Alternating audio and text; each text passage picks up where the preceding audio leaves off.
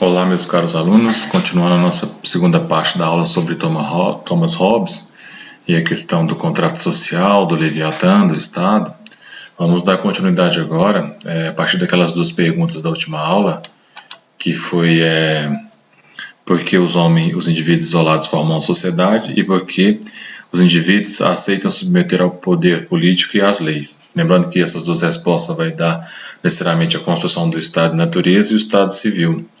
Esse Estado de natureza e esse Estado civil em Hobbes, ele busca uma legitimidade na secularização, na laicização, como já foi descrito, ou seja, vai buscar os pressupostos da relação entre indivíduo, sociedade e Estado, não mais numa apreensão teológica da relação do direito divino dos reis, mas legitimar racionalmente, justificar racionalmente pela relação entre governantes e governados, independente da justificação religiosa, da explicação religiosa. Por isso que a legitimação é estritamente racional em Hobbes. Ele rompe com todo aquele ciclo de uma lógica teológica, teocêntrica, e vai partir para uma dimensão antropocêntrica, como eu já bem citei no início da aula. Então, isso justifica porque que Hobbes e todos os contratualistas vão buscar a explicação do estado de natureza anterior à formação do homem em sociedade, digamos, um estágio pré-social, em que não existia comunidades, muito menos sociedade, nem todas essas questões que nós temos hoje regularizadas em termos de Estado.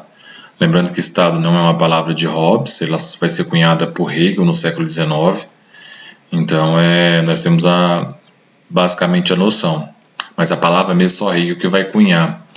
Então, apesar desses pressupostos estar em Hobbes, como eu já disse, a questão do indivíduo, a questão da separação entre sociedade e Estado, e mesmo a questão da representação, que é a representação a partir desse contrato social, que abre essa relação pelo pacto político, os conceitos de Hobbes, justnaturalismo, direitos individuais, Estado e sociedade, e o contrato social são conceitos de Hobbes,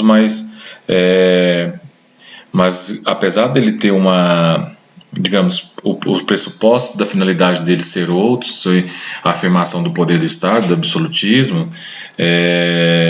esses próprios conceitos depois vão ser usados pelos liberais, sobretudo por Locke e os liberais econômicos, David Ricardo e Adam Smith, vão usar aí esses conceitos. É claro que as conclusões não vão ser liberais de Hobbes, mas os pressupostos são liberais. Os conceitos de Hobbes que podemos perceber aí ao longo da explicação são conceitos que os próprios absolutistas os próprios liberalistas depois vão usar para criticar o próprio Hobbes.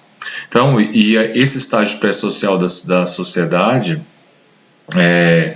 em que Hobbes e todos os contratualistas vão procurar, apesar das diferentes vertentes, vão procurar responder o que é esse estágio pré-social para justificar a relação do homem e toda a questão do Estado, e a gente não pode entender isso como uma dimensão histórica, a partir de uma visão histórica, mesmo porque a gente não tem aí nenhum registro historiográfico do estágio pré-social do homem. Todos os registros historiográficos que nós temos já é o homem vivendo em sociedade, então tem toda uma dificuldade, mas a gente está pensando nisso do ponto lógico-filosófico da questão, não do ponto cronológico em termos de princípio. Então, qual que é a razão de ser do Estado? O que faz com que o homem, no estágio pré-social, que vive a partir de alguns sentimentos que eu vou descrever nos próximos momentos da aula, porque que faz ele sair do estágio pré-social e que tem umas preocupações muito referidas à questão biológica dele, não à sociológica, porque que ele sai disso e cunha a ideia de sociedade e depois estabelece um pacto ao Estado. Então você tem aí um ponto crucial que nessa abordagem dos contratualistas não é uma abordagem histórica, vai ser uma abordagem sociopolítica, filosófica, claro, e lógica e não historiográfica.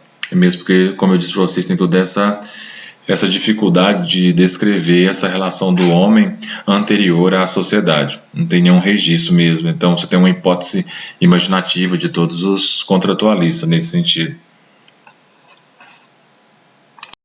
E passando por esse sentido, a gente vai perceber que essa noção está muito presente nos contratualistas, sobretudo em Hobbes, que é um dos grandes representantes, mas todos os contratualistas vão pensar por esse viés. Se a gente for pensar na questão do justnaturalismo, a busca da legitimidade não vai estar, como eu já falei para vocês, não num poder teológico e teocêntrico, mas na própria relação de representatividade do poder e do consenso que esses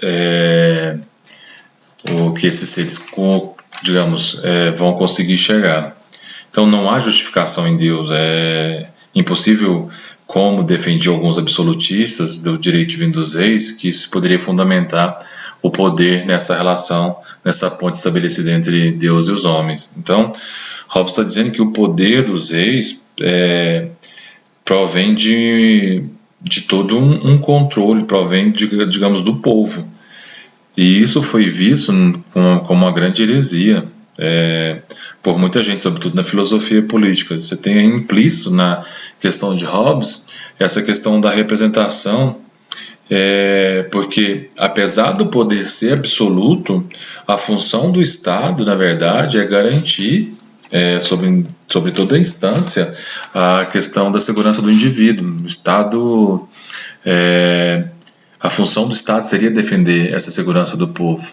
Então ele está rompendo com toda a linhagem de pensamento. E por que eles são, digamos, justnaturalistas? Porque justamente eles vão buscar a questão do ideal de justiça e de sociedade nos fundamentos, sobretudo da natureza, desse estado de natureza. Por isso que toda a questão é voltar nesse estágio pré-social para justificar essa passagem do estágio pré-social para uma sociedade civil a partir da noção de contrato. Então você tem aí o homem nessa hipótese do estágio pré-social vivendo uma liberdade ilimitada, um poder ilimitado, porque ele não tem nada que rege ele ali em termos de ser um soberano que vai colocar para ele leis e regras. Então ele desfruta de uma liberdade originária, e ele pode fazer o que ele quiser, porque faz parte da natureza, da vida dele.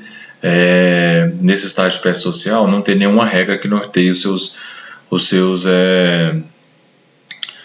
comportamentos. Então ele faz tudo aquilo que dá na telha, digamos, porque consequentemente a essa hipótese no estágio pré-social, você tem assim, os meios adequados para que o homem viva naquele sistema pré-social, digamos. Então, para Hobbes é interessante, para todos os contratualistas, justamente buscar no estágio pré-social toda a base para justificar até mesmo a criação de um Estado, de uma sociedade que vai dar conta das diferentes individualidades, diferentes gostos e diferentes comportamentos que a sociedade vai nutrir quando formar, no caso, a sociedade. E mais especificamente que o nosso filósofo vamos estudar agora, Hobbes vai fazer a defesa do estado de natureza completamente diferente de Rousseau, porque ele vai defender uma natureza do homem oposta. O homem aqui ele é tido como aquele homem que é extremamente egoísta e extremamente individualista, que só pensa nele. Enquanto perdurar isso no estado de natureza, essa insegurança, e ele não vai conseguir, digamos, encontrar a paz e a segurança, que no caso só o Estado conseguiria trazer isso. E lembrando que ele escreve naquele momento de guerra civil, ele percebe todas as angústias, toda a anarquia, toda a questão gerada pela guerra civil, toda a insegurança e o medo e a angústia das dores que a guerra coloca para o homem. Então ele parte desse contexto histórico. Ele vai fortalecer muito a tese dele de que o homem tem essa natureza egoísta. Então o homem, ele vai colocar, diferente da concepção religiosa, que o homem ele é calculista, ele é interesseiro, ele pensa só sobre os seus interesses mesquinhos. E Hobbes, a gente vê muitas pessoas colocando que Hobbes diz que a natureza do homem é mau. Não, ele parte do seguinte princípio, que o sentimento mais intenso nesse estágio pré-social do homem, e é intrínseco a ele, é esse sentimento de conservação. Então ele ele tem que continuar a existir. E se ele tem que continuar a existir pelo esse desejo de conservação e perpetuar sua própria existência, o sentimento mais intenso dele, que digamos, vem dessa necessidade de conservação, é o medo da morte. Então, é toda a questão de permanecer vivo. Então, se os homens são medrosos, digamos, e são terrivelmente egoístas, o que eles querem, na verdade, é o poder. Por isso que Hobbes, ao contrário de que todos pensam, não acredita que o homem é mau ou ruim por natureza. O que ele diz é que o homem é simplesmente medroso, e por ser medroso ele quer perpetuar a sua existência, ele quer poder.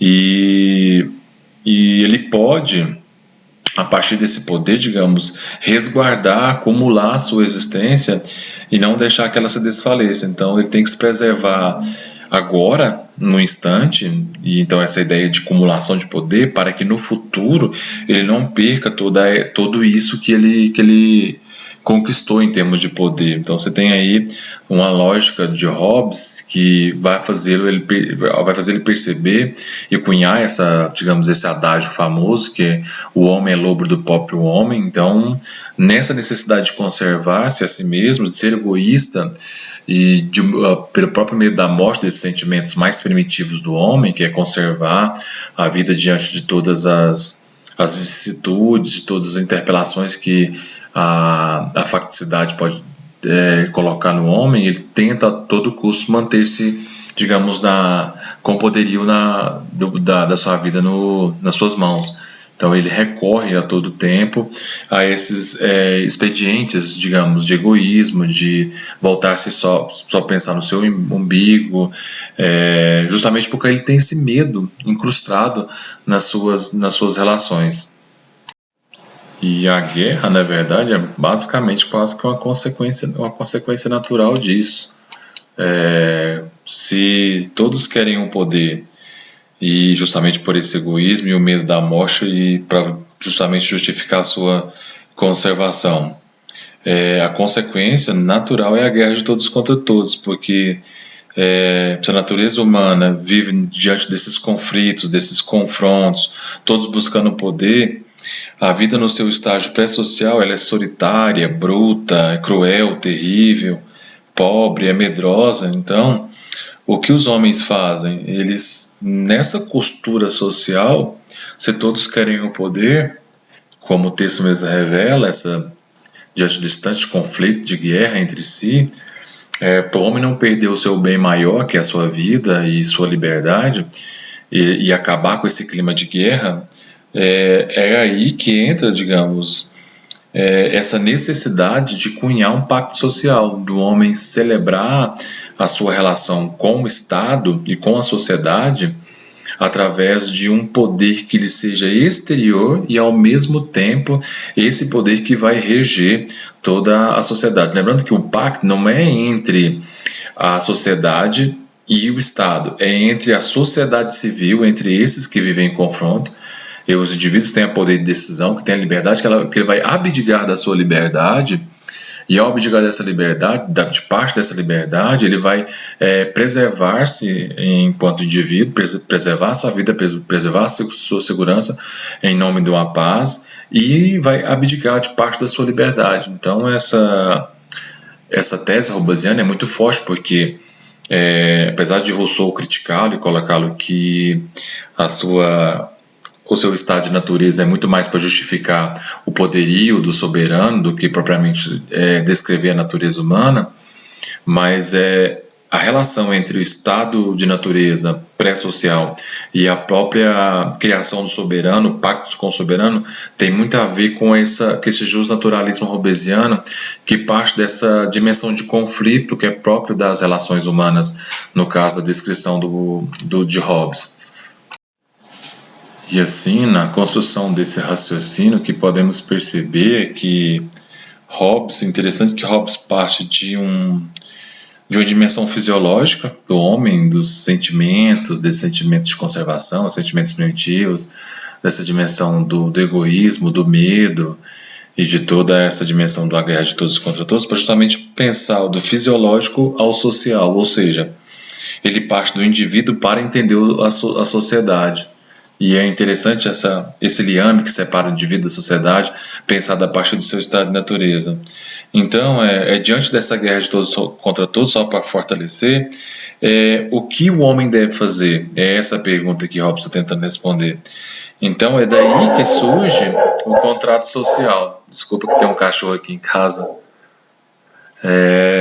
Então, esse contrato social, a função dele digamos, essa dimensão do cálculo, em que, se a guerra de todos contra todos, o homem tem esse interesse, ele calcula, a pergunta é o quanto da liberdade do homem ou do indivíduo ele está disposto a abdicar para, digamos, viver em paz e segurança. Então, daí que surge essa noção de contrato social. O Estado surge como uma criação humana para que ele possa sair do estado de natureza, ou seja, desse estado de todos contra todos, e o Estado possa surgir de maneira absoluta e soberana. Então, nesse sentido, na continuação da nossa aula, a gente vai chegar agora no estado absolutista e entender por que Hobbes vai fazer toda essa defesa em relação ao estado absoluto, a esse poder do soberano. Então, qual é a natureza do poder legítimo resultante do consenso? Então, qual tipo de soberania vai resultar desse pacto entre os homens que vivem nesse estado de natureza pré-social, totalmente egoísta, com medo, pensando na sua conservação, proporcional a essa dimensão tão individualista, egoísta e que pode levar a essa perpetuação da guerra de todos contra todos, é que Hobbes vai cunhar essa necessidade de um soberano. Então, percebe tanto que tem uma relação intrínseca entre estado de natureza e a soberania, já que vivemos nesse estado de guerra de todos contra todos, em que você tem cada um pensando no seu umbigo, numa melhor maneira de se dar bem, de acumular poder, tanto no presente como no futuro. Então, o poder do soberano tem que ser ilimitado. Então, os indivíduos têm que ser capazes de fazer esse pacto e transferir toda a sua liberdade para esse soberano que vai lidar com todas as diferenças dos seus súditos. E lembrando que não há limitação nenhuma para esse governante, ele é soberano, todas as decisões passam por ele. Então, Hobbes vai ser muito criticado, que o homem vai deixar a liberdade, aquele conceito de liberdade liberal, que é a ausência de restrições externas para o meu movimento, esse é o conceito de liberdade liberal. Mas o que Hobbes vai dizer em contraposição, que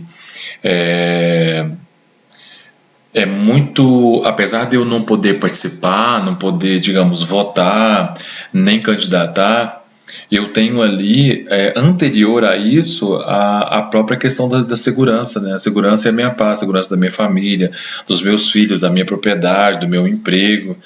Então, você tem aí garantido esses direitos individuais, enquanto o homem se limita nessa dimensão da liberdade, quem, em contraposição, encontra um poder ilimitado é o próprio Estado. Então você tem aí toda essa ausência, digamos, de liberdade por parte dos cidadãos para celebrar, digamos, essa conquista em torno da segurança e da perpetuação da sua vida e da paz, sobretudo. Lembrando que soberania aí está ligado também à questão da inquestionabilidade. Você não pode questionar esse poder do soberano uma vez firmado o pacto. Então a pergunta de fundo é: por que nós precisamos do Estado? Que é uma pergunta de cunho filosófico, né? Uma pergunta que a filosofia política se faz.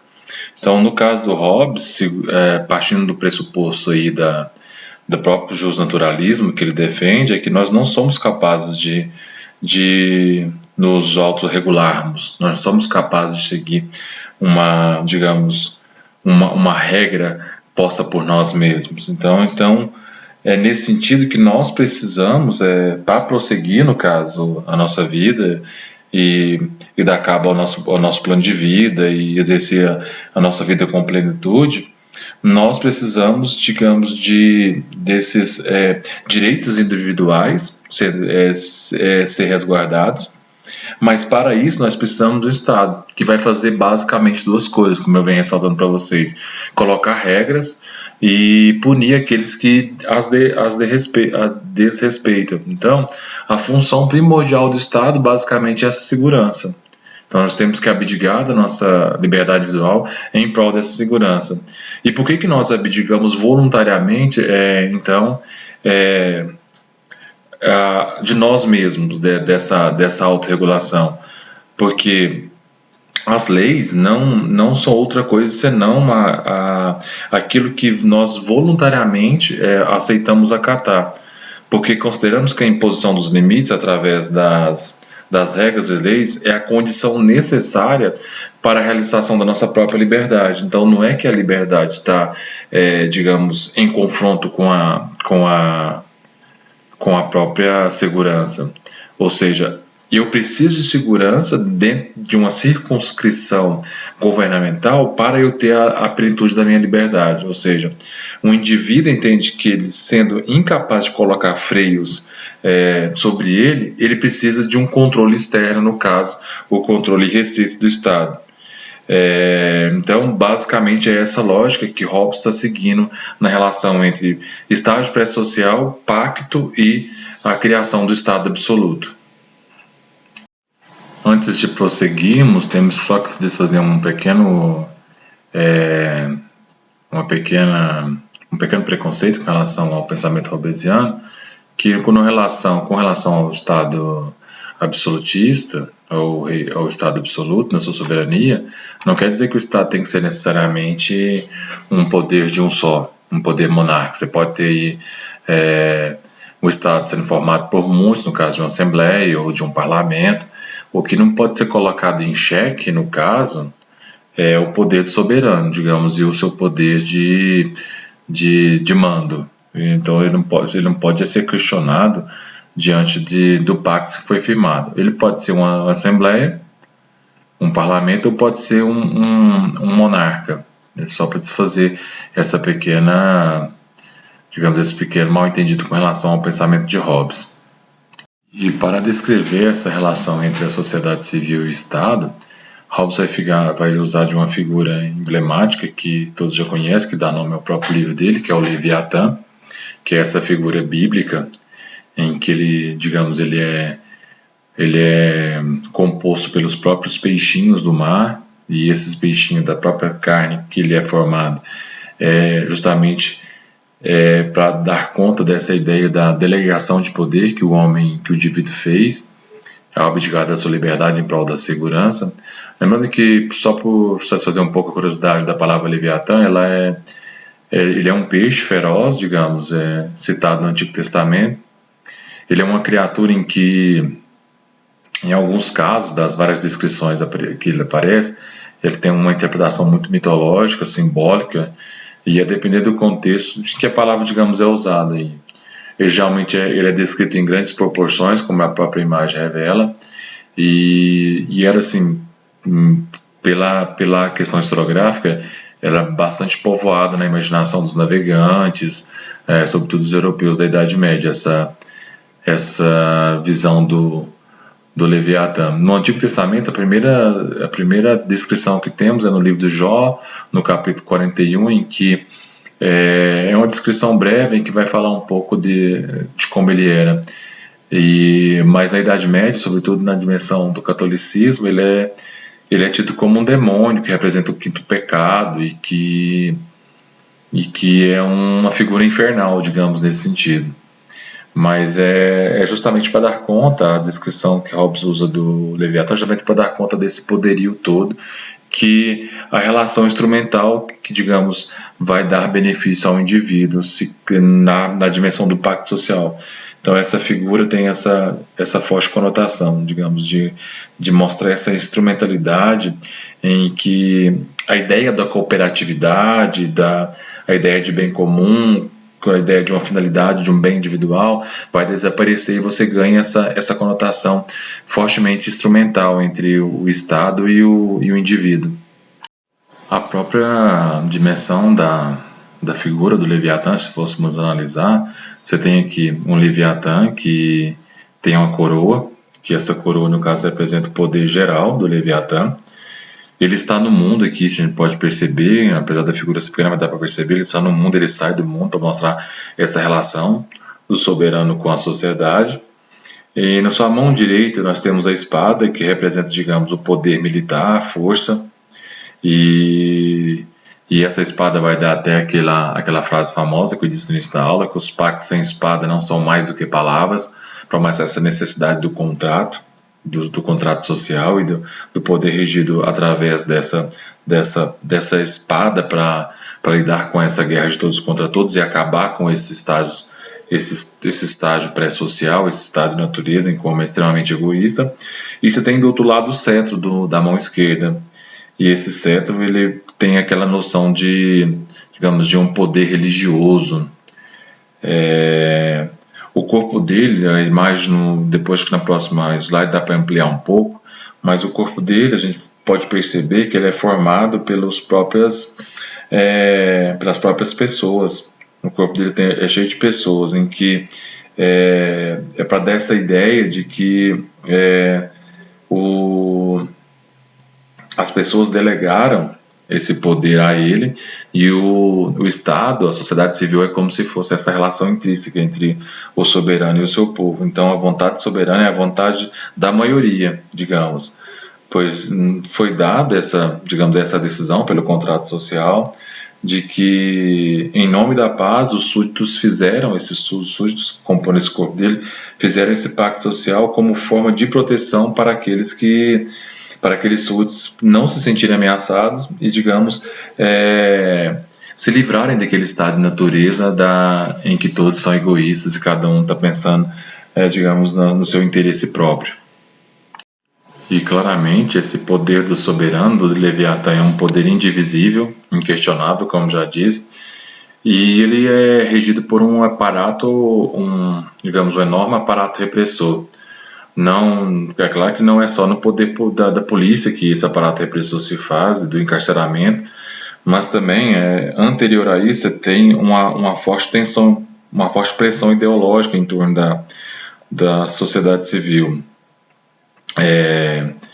E ele tem a ciência, digamos, Hobbes, que os indivíduos guiados por interesses conviveriam, digamos, muito mal com o poder constante do aparato repressor, do controle repressor. Então é por isso que ele usa desses itinerários e desses expedientes em que o Estado repressivo tem que colocar, digamos, essa guerra de todos contra todos, digamos, que o homem sinta medo de perder essa segurança se caso o Estado falhar. Então, a todo tempo, você vai perceber em Hobbes essa ideia de que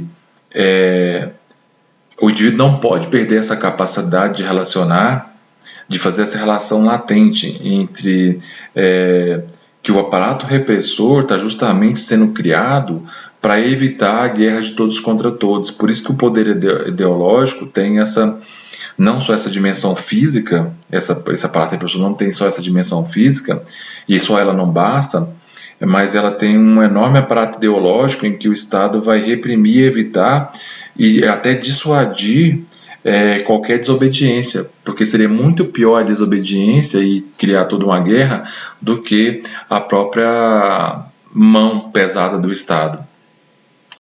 E é na continuação que o próximo slide vai nos descrever justamente isso. Aqui já dá para você notar um pouco aquilo que eu citei no slide anterior sobre a questão do corpo de Leviatã ser formado pelas pessoas, essas pessoas que pela maioria delegam sua vontade individual à vontade geral, à vontade do soberano. Então, o poder que o Estado exerce, como eu disse para vocês, é um poder que deve amedrontar, mas não só amedrontar, deve ser um poder ideológico. A todo tempo você está em entender a necessidade desse Estado ser soberano e ser investido desse poder todo, e ele não pode ser punido ou morto. Então ele tem o poder de prescrever as leis, de julgar, de aconselhar, porque ele está acima das leis. É como o rei Sol, que é o rei Luís XIV, vai dizer: eu sou o Estado. É justamente esse poderio todo que a própria frase do rei Luís XIV sintetiza. Então, o Estado aí, para Hobbes, ele está num poder tal que ele preconiza toda uma censura, ele é juiz que emite todas as sanções porque está acima de todas as leis. E é interessante que o que o Hobbes vai dizer nesse sentido é que o Estado tem que nessa dimensão da censura, até cabe a ele denominar o que deve ser ensinado nas universidades, digamos, o que pode e o que não deve ser ensinado. Então, vai ter todo um aparato de censura aí. Então, o Estado ele tem que estar acima da igreja também, como a gente já mostrou digamos, nessa ruptura que Hobbes faz com relação ao pensamento da igreja. E ele é um dos primeiros filósofos a colocar essa dimensão de que o Estado tem que estar acima da igreja, e porque o próprio poder ideológico da igreja aí pode levar a caminhos, digamos, que é o que Hobbes não quer, que é, ou seja, expedientes que o padre vai ser mais, digamos, soberano e delineador de ideologias mais do que o próprio Estado. E segundo ele, nenhum Estado pode subsistir se alguém tiver o poder maior de dar a recompensa maior do que a vida e uma punição maior do que a morte, ou seja, é o céu e o inferno, digamos. O que quer dizer que isso? Quando os súditos temerem mais o inferno do que a punição do Estado, eles tenderiam a desobedecer o Estado. Enquanto eles almejarem o céu, mais o céu do que os benefícios que o próprio Estado pode dar, ou seja, eles vão obedecer mais os padres do que o governante. Então, o Estado, para Hobbes, tem que ter todo esse controle das opiniões, e quanto maior o controle ele tiver da educação, mais ele vai ter das opiniões. Então, toda aquela dimensão de pluralidade vai ser preciso uma contenção da altura dessa pluralidade, da ideia de dominação, é claro, e para chegarmos a esse ideal de segurança que Hobbes quer colocar, essa dimensão de obediência civil, que daí ele vai usar todos os expedientes necessários para conseguir essa obediência, desde da violência física até mesmo a violência ideológica, que é uma das fortes que eu já listei para vocês. E para finalizar a nossa aula, a gente pode perceber, diante de todo esse processo que nós fizemos da teoria hobbesiana, que a sociedade civil, ela é o próprio Estado, onde que promulgada essa soberania e esse poder todo do Estado, em que ele circunscreve diante do seu direito civil, isto é, diante de todas as leis promulgadas, já que ele é, como o rei Luís XIV bem sintetiza essa dimensão da soberania, ele é o próprio Estado, na pessoa dele. Então você tem aí essa dimensão de uma forte aplicação daquilo que Hobbes entende de proporcional àquilo que nós temos em termos de egoísmo e do medo do estágio pré-social. Nós temos um Estado que dê conte, a partir desse aparato repressor, tanto ideológico como físico, dessa nossa natureza, digamos, tão antissocial, né, em termos de que cada um está só pensando no seu interesse próprio, buscando, digamos, os seus fins específicos. Então, no contrato, a partir desse pacto, desse contrato social, o homem autoriza o soberano aí a circunscrever e dar conta da segurança, velar pela segurança, que é o bem maior nosso, em nome perdemos a nossa liberdade, mas ganhamos com isso a segurança. E lembrando que ao transferir esse poder para o soberano, e no uso exclusivo e legítimo da sua força, que ele está acima de todas as leis, essa regulamentação que Hobbes está pensando, dos contratos econômicos, da questão da propriedade privada, todos os contratos sociais aí, casamento, legislação, herança, tudo isso vai estar, digamos, à mercê da vontade e, digamos, desse instrumento racional, digamos, que nós transferimos para o soberano. Então, pensando por esse viés, Não é à toa que Hobbes vai colocar essa dimensão disciplinadora do Estado, né? Essa dimensão de que vai, pela questão da disciplina, o Estado vai conseguir, digamos, reger toda a sua soberania.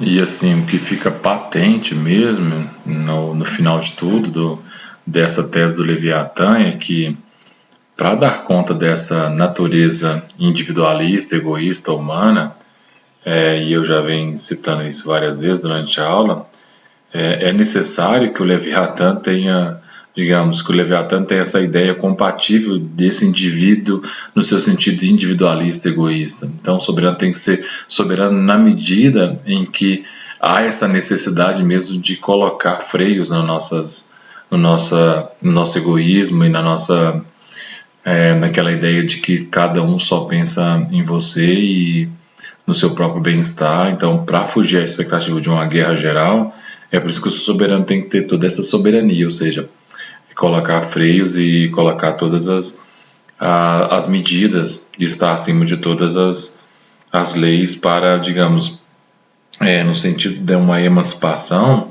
do gênero humano possa ser conquistada no plano da segurança e não no plano da liberdade. E, ou seja, apesar de que a liberdade aí para Hobbes está sendo como um fruto da própria segurança. Então, nesse sentido, é que esse poder disciplinador ele tem que estar, digamos, tem que ter essa dimensão antidemocrática mesmo, de que o Estado tem que velar por todo e para velar por todos, já que é incompatível uma dimensão de uma pluralidade de ideias, de moralidades, o Estado que tem que reger e resguardar todas essas questões individuais. Ou seja, para resguardar o individual, eu tenho que velar pela segurança de uma forma muito mais contundente e muito mais repressiva, tanto no plano físico quanto ideológico. Eu acho que um pouco é isso a trajetória de Hobbes. Se ficou dúvida, a gente vai poder tirar essas dúvidas através do WhatsApp ou mesmo através dos fóruns. No mais, eu agradeço pela atenção de vocês e tenham um bom estudo.